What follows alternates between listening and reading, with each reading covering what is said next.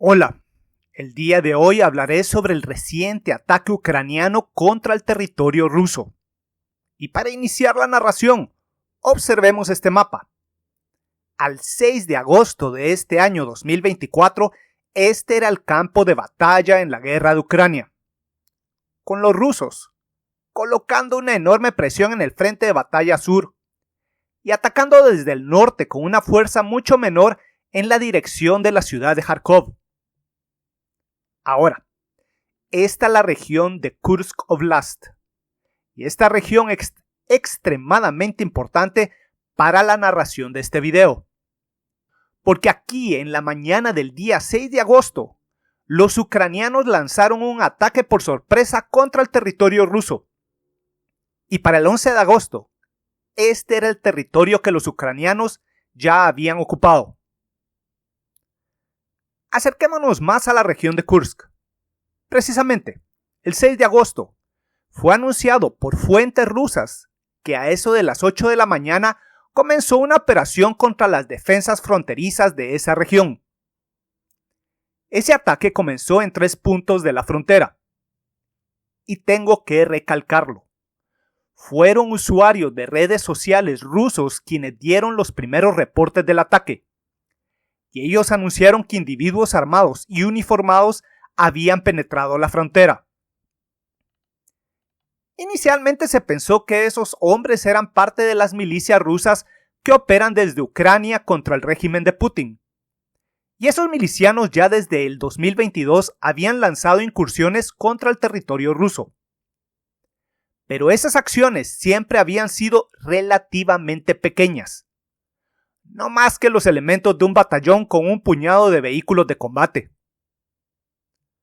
Cuando vi los primeros reportes de esa acción, también pensé, al igual que muchos otros, que era otra incursión de milicianos con objetivos limitados que terminaría tras un par de días.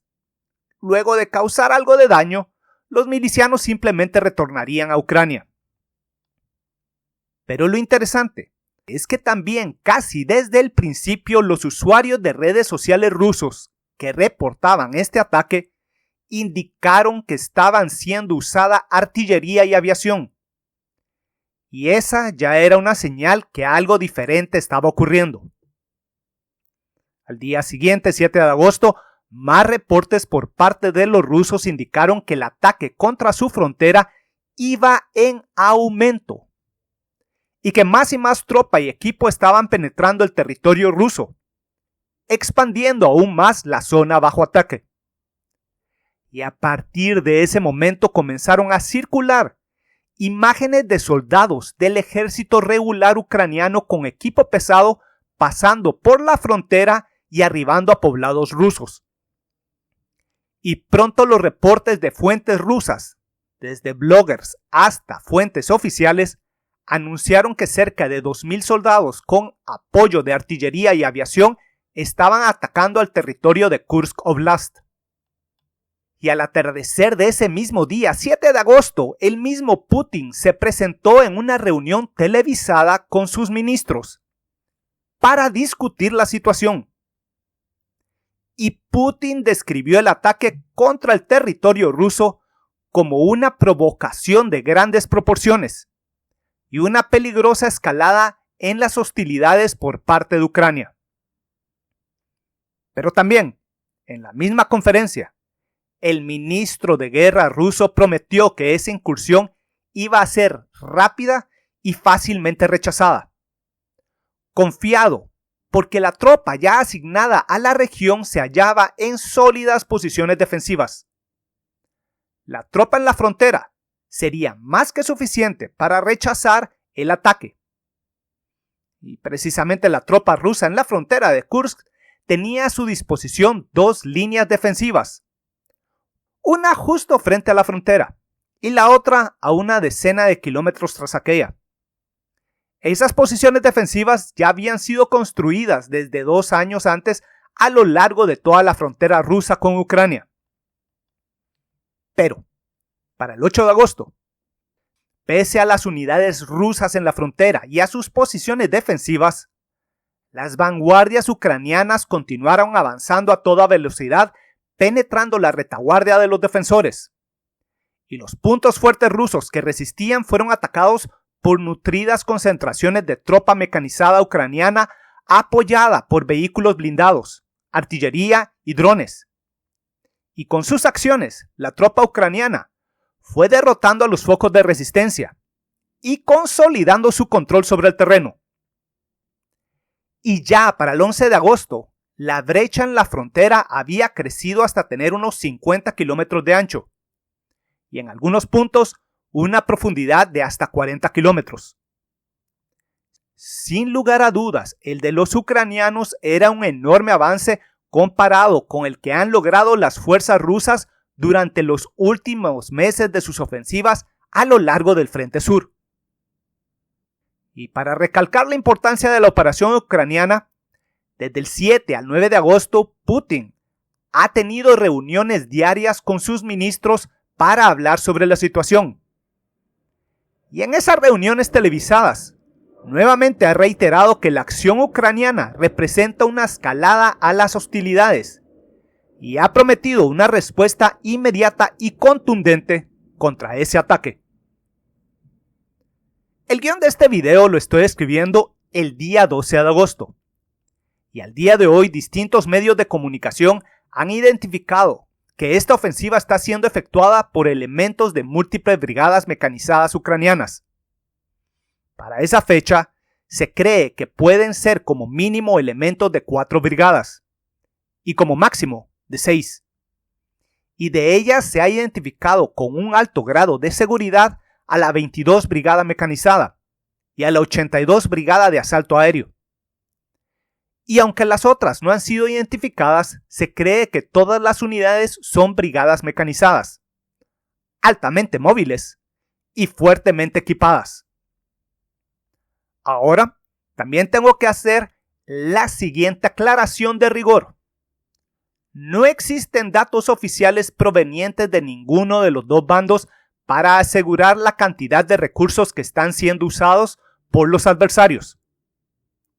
Lo que sí conocemos con un alto grado de seguridad son las líneas de avance y el territorio que está siendo ocupado por los ucranianos. Y esto es gracias a una gran cantidad de fotos geolocalizadas con las que se pueden crear mapas de la situación con un alto grado de seguridad de lo que está ocurriendo. Bueno, de regreso a las unidades ucranianas que están efectuando esta operación.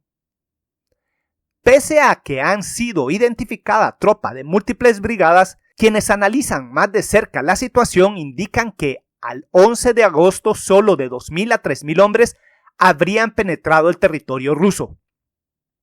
Y esto es interesante por la siguiente razón. Cada brigada mecanizada ucraniana podría tener un complemento teórico de 5.000 hombres. Por lo tanto, de ser 6 brigadas las que se encuentran en la operación y de tener un 70% de su complemento, los ucranianos podrían tener hasta 20.000 hombres en la zona, más los recursos de las unidades de apoyo. Pero si solo una cantidad de tropa relativamente pequeña de esas brigadas ha cruzado la frontera, la restante tropa y material han de estar aún dentro del territorio ucraniano como una reserva esperando al desarrollo de los eventos, ya sea para continuar realizando ataques para expandir el terreno ocupado o para hacer una reserva para enfrentar a los inevitables contraataques rusos. Por otra parte, también gracias a imágenes de la situación podemos observar que los ucranianos están usando una gran cantidad de vehículos blindados y de transporte para tener un alto grado de movilidad. Y con ellos, hasta el 11 de agosto, han estado efectuando una fluida batalla de maniobras. Y además del equipo de esas brigadas, se ha observado numerosos vehículos de equipo antiaéreo, de guerra electrónica y vehículos de ingenieros de combate, lo que recalca la complejidad y la importancia de la operación para los ucranianos. Y ahora quiero dar algunos detalles más amplios sobre el campo de batalla. Este era el territorio ocupado por los ucranianos hasta el 11 de agosto. Al norte del mismo se encuentra la importante carretera E38, que lleva hasta la ciudad de Kursk. Y Kursk es un enorme centro de comunicaciones por el que pasa una importante red de ferrocarriles hacia Belgorod. Y esa línea de ferrocarriles es muy útil para mantener aprovisionadas a unidades rusas que están efectuando el ataque en la dirección de Kharkov. Además, de gran relevancia es señalar que cerca de Kursk se encuentra una importante planta nuclear. Pero bueno, ahora que se conoce del ataque ucraniano y que los rusos están enviando refuerzos a la zona, Kursk y aquella planta nuclear ya han de estar sólidamente defendidas. Así que esas localidades, pese a ser muy importantes, ya no creo que estén al alcance de las fuerzas atacantes ucranianas.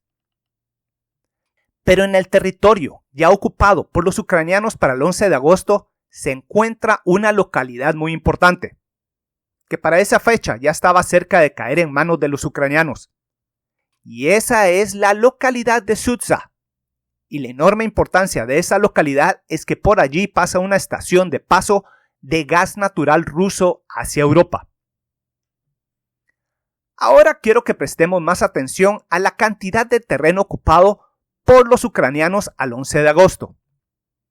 Al analizar los resultados iniciales de esta operación, tenemos que recordar lo siguiente.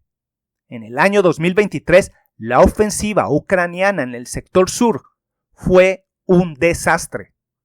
Esa ofensiva se estrelló contra sólidas posiciones defensivas rusas y no logró crear ninguna brecha. Pero de vuelta a los eventos de los últimos días, hemos visto cómo unidades mecanizadas ucranianas han logrado ocupar una cantidad sustancial de territorio que puede ser confirmado por fuentes rusas.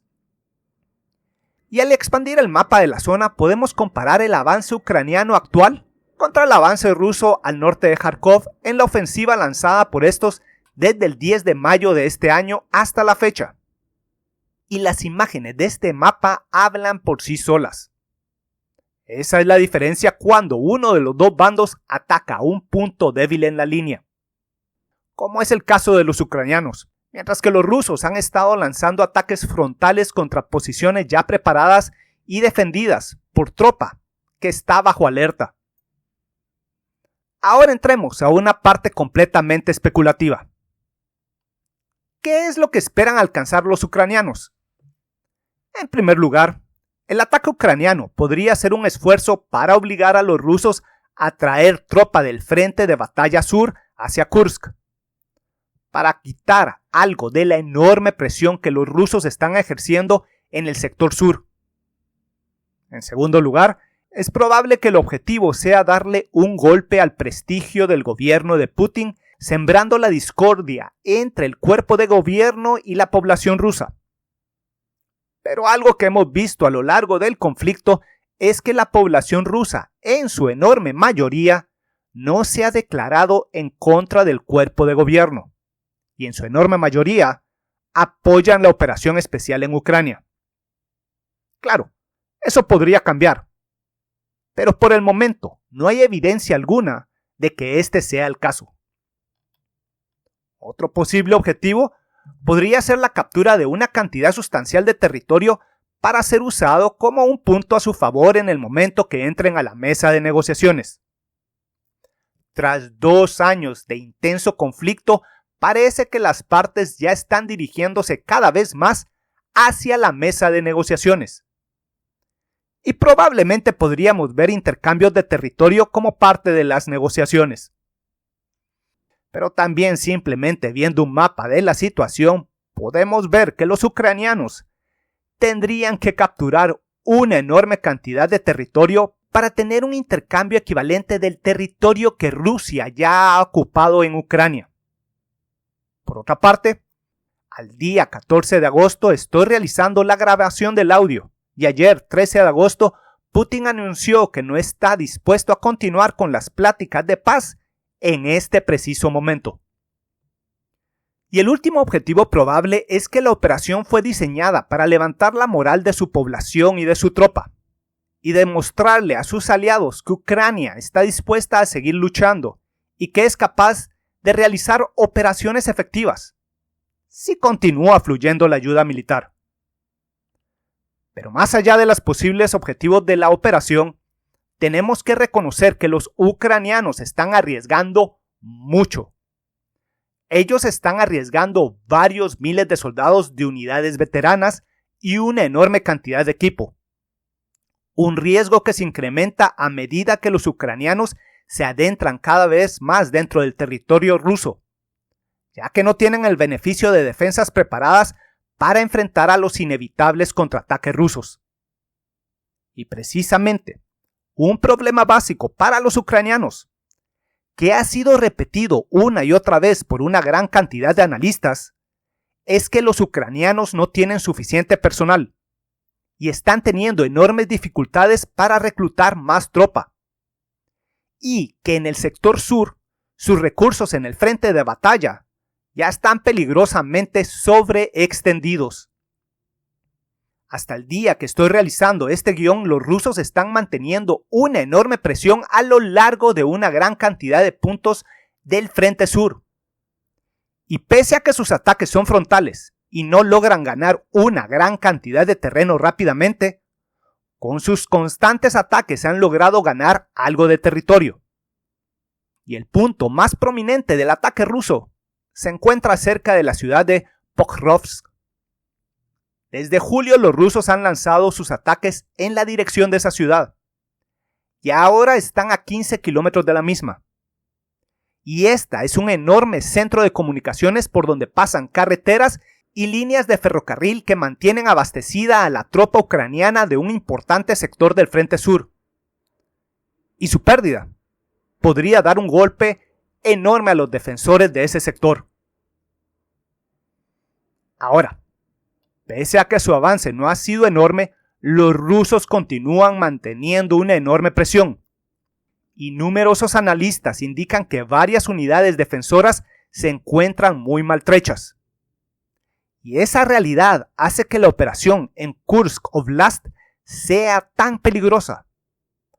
Porque parece que en este momento los ucranianos están usando una parte sustancial de sus reservas.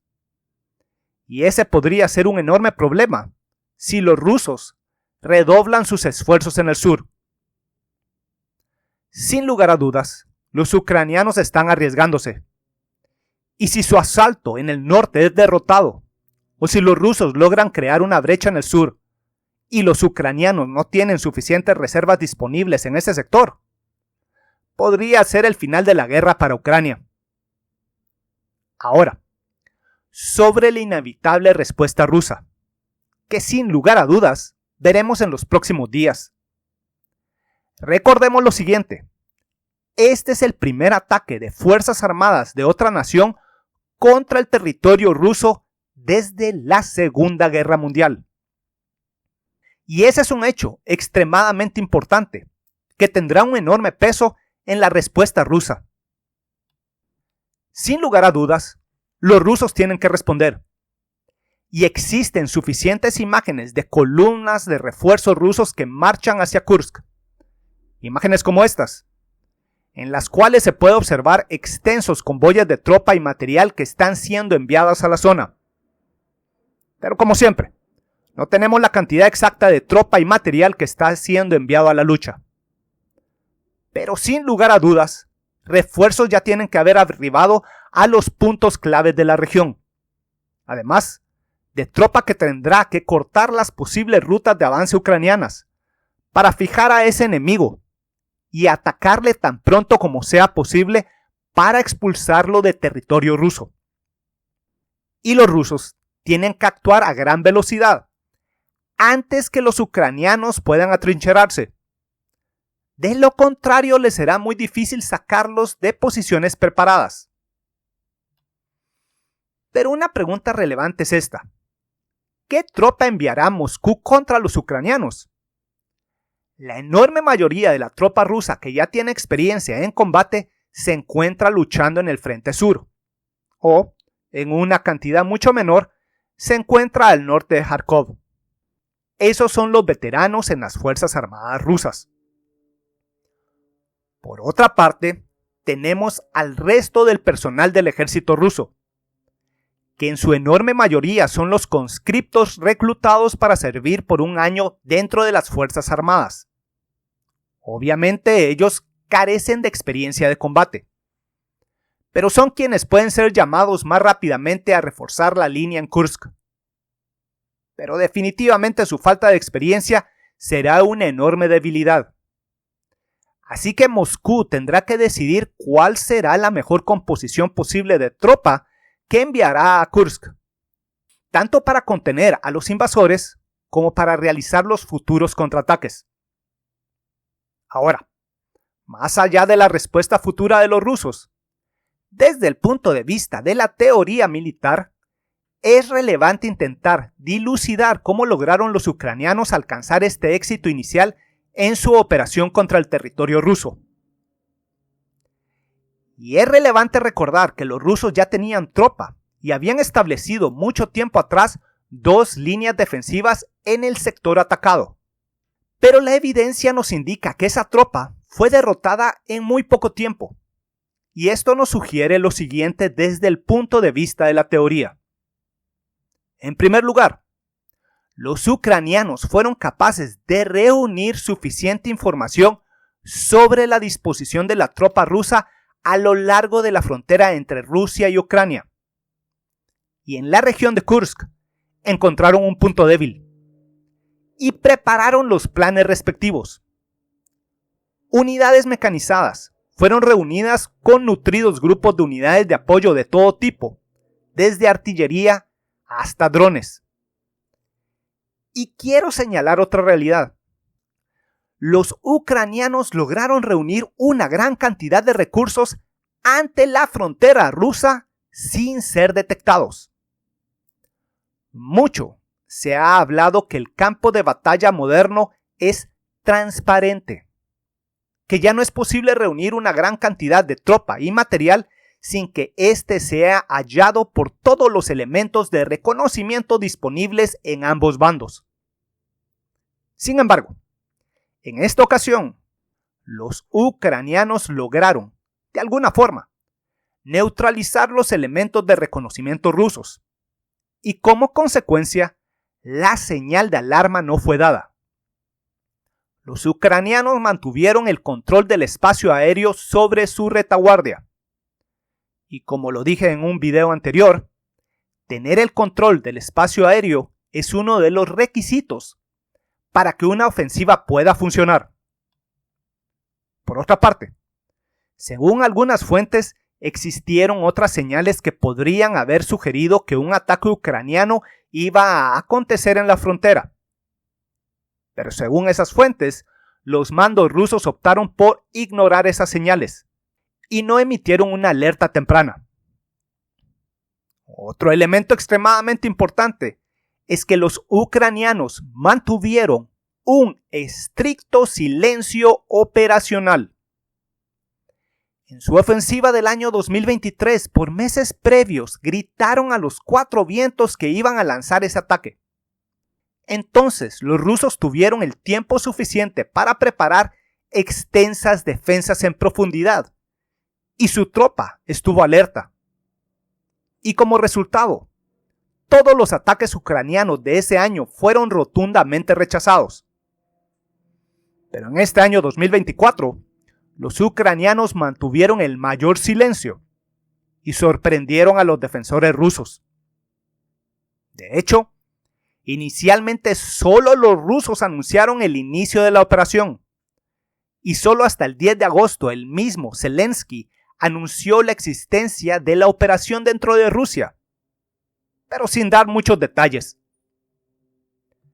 Así, con reportes detallados de las posiciones rusas, y con la sorpresa de su lado, los ucranianos se lanzaron al ataque.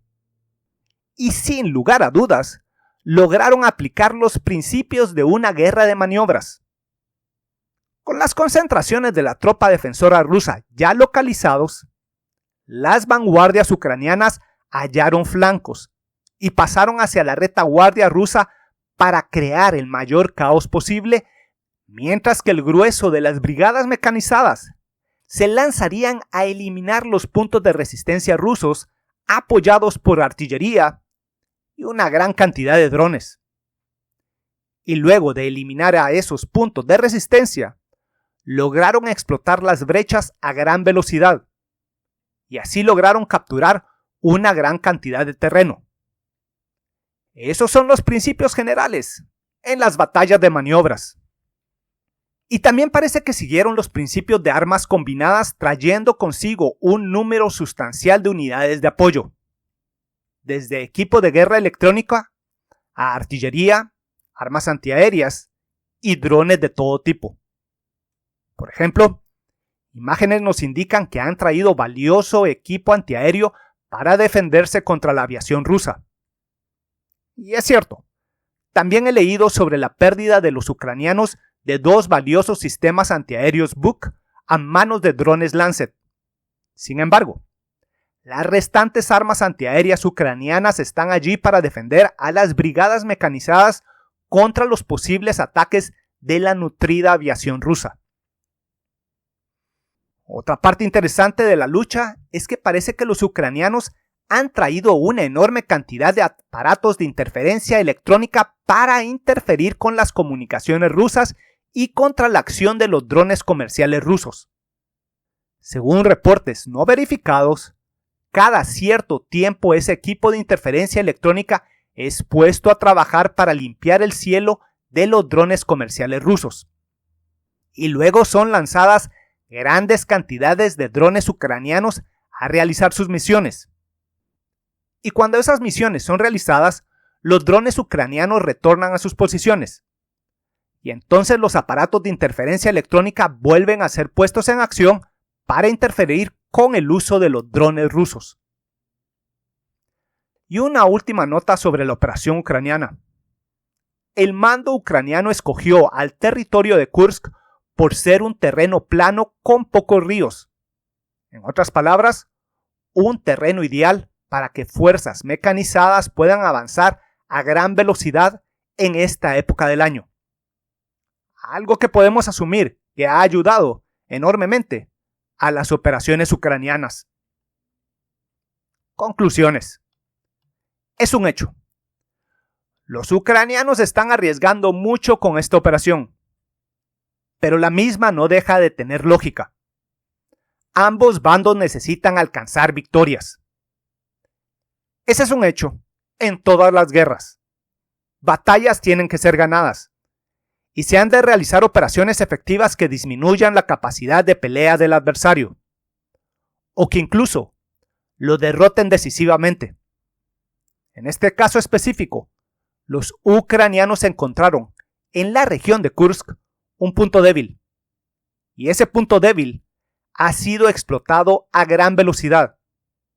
Y por el momento, las acciones más allá del terreno ocupado el 11 de agosto han continuado. Por otra parte, sin lugar a dudas ambos bandos están perdiendo tropa y material. Tanto los rusos como los ucranianos están sufriendo bajas. Y probablemente los ucranianos son los que menos las pueden reemplazar, dado sus problemas de personal. Además, la tropa y el equipo que está siendo usado por los ucranianos en esta operación podría hacer falta en el sector sur si los rusos redoblan sus esfuerzos en aquella zona. Pero pese a que los ucranianos están arriesgando mucho, esta operación es un riesgo calculado. De haber intentado lanzar una operación similar con esos mismos recursos en el frente sur, lo más probable es que los ucranianos habrían sido rechazados fácilmente. Porque en el frente sur, los rusos están bien atrincherados, están alertas y tienen a tropa veterana. Sin lugar a dudas, Kursk Oblast ha sido un punto débil para ejecutar una operación exitosa. Finalmente, si la operación llegara a fallar, podría significar la derrota de Ucrania. Pero no les quedaba otra opción que probar algo nuevo para intentar terminar con la guerra. Que de continuar de la misma forma es muy probable que termine con una victoria rusa. Por el momento, los ucranianos están teniendo éxitos sustanciales que podrían ayudarles a ir a la mesa de negociaciones. Entonces se aplica el viejo refrán que tenemos en mi país: el que no arriesga, no gana. La operación de Kursk de este año 2024 podría ser un momento decisivo en la guerra entre Ucrania y Rusia. Pero solo queda esperar a ver los eventos siguientes para ver qué es lo que termina sucediendo. Bueno, espero que este video les haya gustado, y si les gustó, estoy seguro que les van a gustar los 3 libros que ya tengo a la venta con la editorial Almuzara en España. Además, para el resto del mundo, ya tengo a la venta 9 libros en Amazon. Y si les interesa la historia militar, serán una buena adquisición para este año 2024. Y como siempre, quiero agradecerle a mis patrocinadores por su apoyo para continuar realizando estos videos. Muchas gracias. Y en particular quiero darle las gracias a Censo, quien es mi primer patrocinador de grado coronel. Censo, muchas gracias. Y en mi cuenta de Patreon ya tengo habilitada una tienda, por si desean adquirir piezas de arte creadas por mí. Atentamente, Víctor Aguilar Chan.